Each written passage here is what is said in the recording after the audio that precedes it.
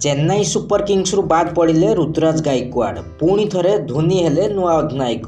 IPL 2025 मध्य Chennai super Kings को लगी बड़ झटका।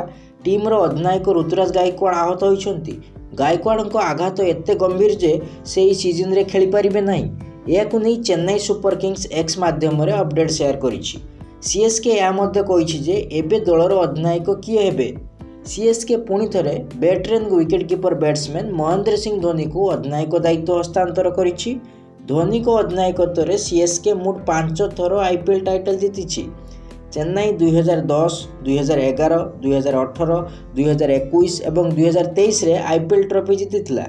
धोनी 2022 सीजन रे रविंद्र जाडेजा को अधिनायक दायित्व हस्तांतर करथिले, किंतु सीजन मझिरे जाडेजा अधिनायक पद छाड़ी देइथिले एवं धोनी को कमांड ग्रहण करने को पड़िथिला। एबे 2024 रे ऋतुराज गायकवाड़ को अधिनायक करा दैथिला। आहत जुगु चलित आईपीएल 2025 संस्करण रु बाद पड़िछंती ऋतुराज। तांको कहुणी रे गभीर आघात लागिछि, फल पूरा टूर्नामेंट रु से बाहर हो जाइछंती। वर्तमान ठू सीएसके पाई अधिनायक दायित्व संभाळिबे महेंद्र सिंह धोनी। गायकवाड़ आईपीएल 2025 रे चेन्नई पाई 5टी मैच खेली। एही समय मध्य से 2टी अर्धशतक हासिल करथिले।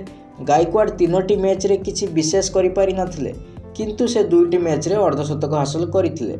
से मुंबई इंडियंस विपक्ष रे 53 रन रो एक इनिंग्स खेली, किंतु एबे गायकवाड़ आघात होइछंती।